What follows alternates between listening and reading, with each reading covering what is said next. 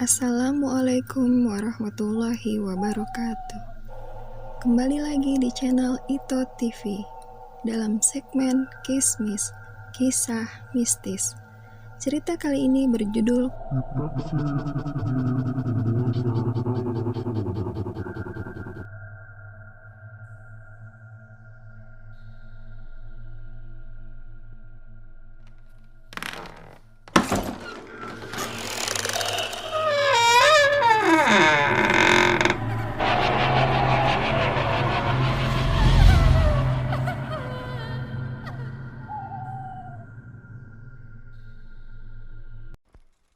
Cerita ini bermula sekitar akhir tahun 2008, di mana saya diminta teman saya untuk nemenin ambil mobil kantor di Madura dan dibawa lagi ke Jakarta.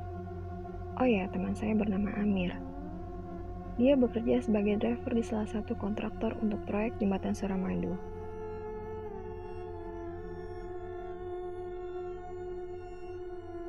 "Zak, ntar malam mau ikut gue nggak?" tanya Amir. "Kemana, Mir?" Saya baik tanya. "Ke Madura ngambil mobil kantor gue. Disuruh bawa balik ke Jakarta," jawab Amir. "Berapa hari ya kira-kira?" tanya saya. "Paling 3-4 harian. Jalan santai aja kita. Syukur-syukur bisa lebih cepat," jawab Amir. "Oke deh, tapi ongkosnya lu yang tanggung ya," kata saya. "Siap," sahut Amir. Akhirnya saya menyanggupi. Habis maghrib kita jalan ke stasiun kota, naik kereta sampai ke Surabaya. Awalnya dalam perjalanan naik kereta, saya nggak ada firasat apa-apa soal keberangkatan ini. Pas sampai malam saya nggak bisa tidur dan agak gelisah, nggak tahu sebabnya, dan biasanya kalau seperti ini pasti ada sesuatu yang bakal terjadi.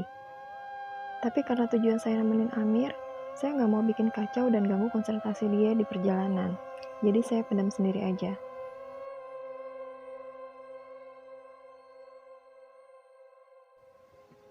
Sesampainya di Surabaya, hari sudah pagi, dan kita sarapan di dekat stasiun.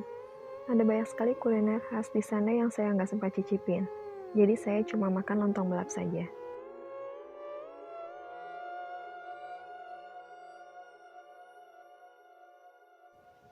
Selesai sarapan dan menghabiskan 1 batang rokok, perjalanan kami lanjutkan ke pelabuhan menggunakan sarana beca, sekalian menikmati kota yang belum pernah saya datangin. Setelah sampai di pelabuhan, teman saya langsung pesan 2 tiket menuju Madura.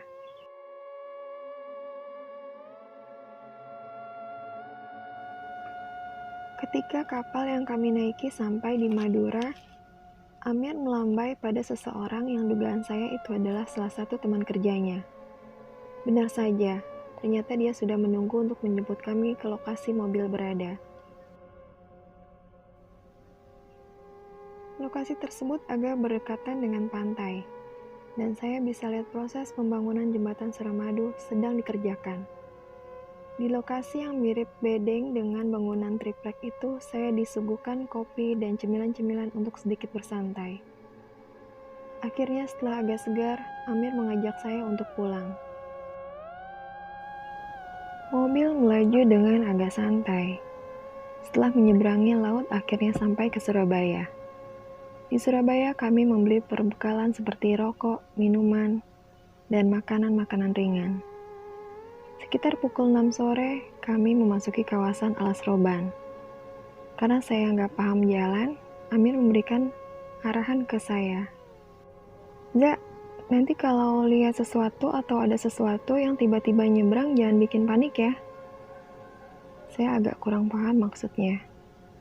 "Maksudnya, Mir?" "Kita mau masuk Alas Roban. Katanya sih tempat ini agak beda." Dari kata-katanya saya udah paham maksudnya apa. Karena dia fokus bawa mobil, jadi mungkin dia mau konsentrasi dan gak mau dibuat panik oleh saya. "Oke, Mir," jawab saya. Setelah melalui Alas Roban agak lama, sampai pada tikungan di mana saya gak bisa lupain sampai sekarang, dan masih merinding kalau diingat. Ada satu tikungan ke kiri di mana pas wajah saya lihat pemandangan ke kiri, tiba-tiba saya lihat makhluk yang tingginya sekitar 3 meter lebih berwarna hijau. sambil mengangkat tangannya seolah-olah mau menerkam saya. Saya agak panik karena baru seumur hidup lihat ituan, dengan begitu jelas dan dekat.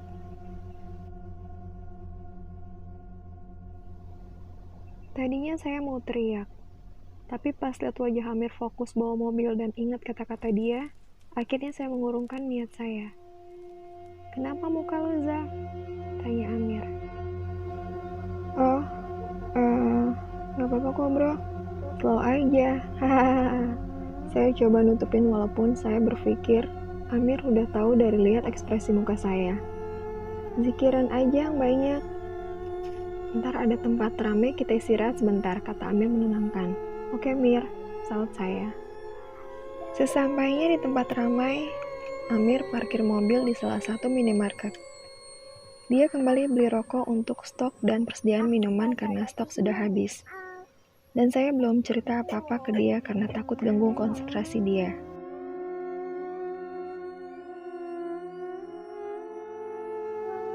Akhirnya setelah agak lama, kami melanjutkan perjalanan ke Jakarta. Singkat cerita, kami sampai di daerah Tegal. Terlihat Amir mulai agak lelah dan memutuskan untuk istirahat. Tapi karena sudah malam dan kondisi sepi, kami hanya menemukan pom bensin tua yang nampaknya sudah tidak terpakai.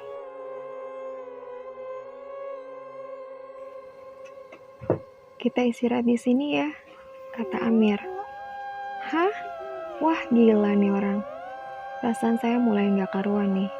Karena dia yang bawa mobil, akhirnya saya nurut aja. Oh ya, sekedar informasi. Waktu itu saya belum bisa bawa mobil kan. Jadi sepanjang jalan, Amir lah yang nyupirin. Kasihan si Amir. Ketika mobil dimatikan, si Amir langsung pulas tertidur. Dan saya pun berusaha untuk memejamkan mata. Namun antara setengah sadar, saya ngeliat ada tangan yang masuk ke sela-sela kaca jendela mobil yang saya buka. Saya langsung kaget dan otomatis membangunkan Amir. "Kenapa lo?" kata Amir. Gak apa-apa kok," jawab saya takut membuat dia panik. "Ada-ada aja lo," kata Amir lagi sambil melanjutkan tidur. Saya berusaha meyakinkan diri kalau itu halusinasi saja, dan berusaha kembali tidur. Dalam mimpi saya melihat seorang anak gadis usia 10 tahunan, dengan rambut poni lurus dan memakai baju putih nyebrang di pom bensin yang saya tidurin ini. Dia gandeng entah adiknya atau bukan sekitar umur 3 tahunan berkepala botak dan hanya memakai pampers saja. Dalam mimpi tersebut, mobil saya mau keluar dari pom bensin dan mereka menyeberang sambil matanya melotot ke arah saya. Saya teriak dalam mimpi buat tabrak itu anak berdua.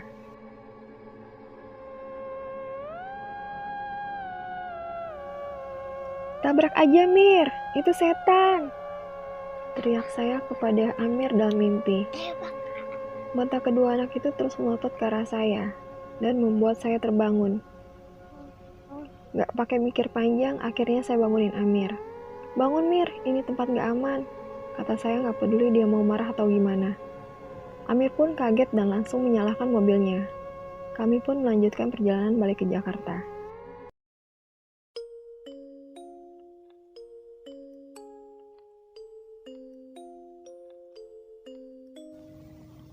Dan seperti itulah akhir dari kisah ini. Nantikan kisah horor di video-video selanjutnya. Agar tidak ketinggalan, klik tombol subscribe channel ini dan nyalakan lonceng notifikasi. Wassalamualaikum warahmatullahi wabarakatuh.